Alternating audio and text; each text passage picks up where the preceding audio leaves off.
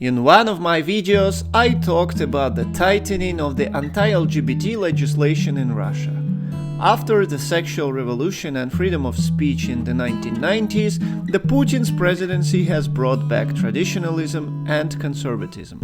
In 2013, the law against the propaganda of so-called non-traditional sexual relationships to minors was passed.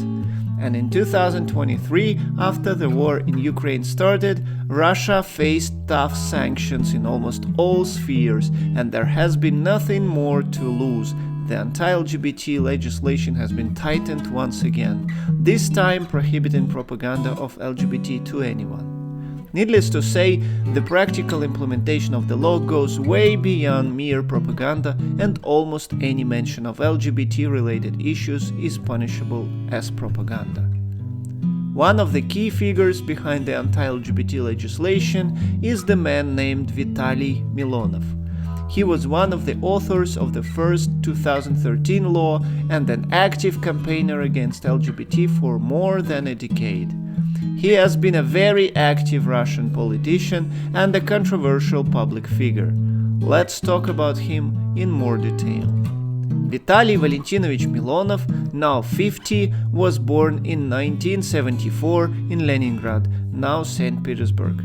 He started his political career in very liberal circles, being an active member of various democratic parties in the 1990s. He was also an evangelical Christian. In 1997, he became an assistant to a very popular liberal politician Galina Starovoitova. Next year, she was murdered by the members of the organized crime in St. Petersburg. Although her murderers were convicted, the motives and the mastermind behind her murder are still unknown. After Starovoitova's murder, Milonov converted politically and religiously. He became an Orthodox Christian and a politician loyal to the Putin's regime. In 2007, he was elected to the Parliament of St. Petersburg and launched his career of legislative initiatives, public activism, and scandals. In 2016, he became a member of the state parliament, the Duma, and got access to wider audience, bigger legislative opportunities, and more power. Back in St. Petersburg, Milonov actively campaigned against LGBT, pedophilia, and as you can guess, he linked these two together, theory of evolution, atheism, abortion, and other issues. In 2011, he managed to pass the local law in St. Petersburg that prohibited the LGBT propaganda to minors. In reality, most of the times for any manifestation of LGBT issues, there were some minors found, often fictitious, to serve as witnesses for convictions. This local law was widely discussed not only in Russia, but worldwide because of the energetic activism of Milonov.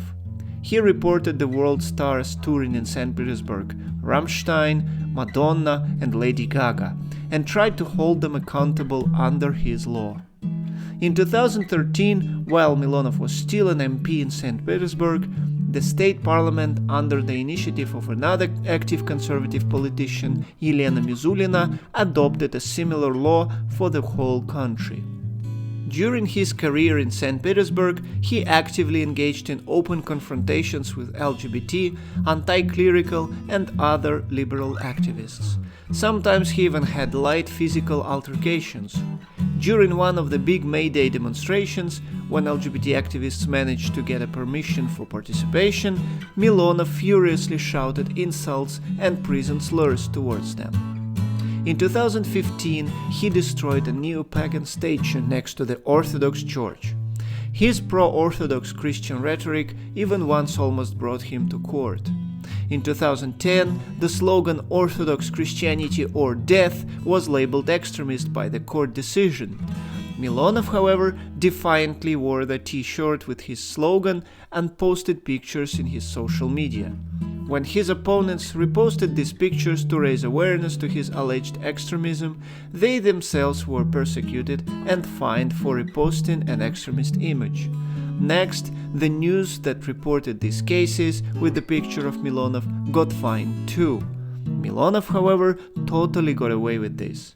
Eventually, the court decision about the slogan was overturned. Needless to say that Milonov actively supported Russian actions in Ukraine, starting from the annexation of Crimea, where he participated in the referendum. In 2022, he actively supported the Russian invasion into Ukraine, traveled to occupied territories, and condemned the public personalities who left Russia as cowards. After the start of mobilization, Milonov allegedly served for 5 months as an artillerist in combat, although many of his opponents are skeptical about the authenticity of his active service. Nowadays, Milonov is one of the most sanctioned Russian politicians. He is married with 6 children, of whom 2 are adopted. He is an active churchgoer and even sometimes assists in church services as a sexton. Please like the video, leave a comment, and subscribe to the channel. I see you all next time.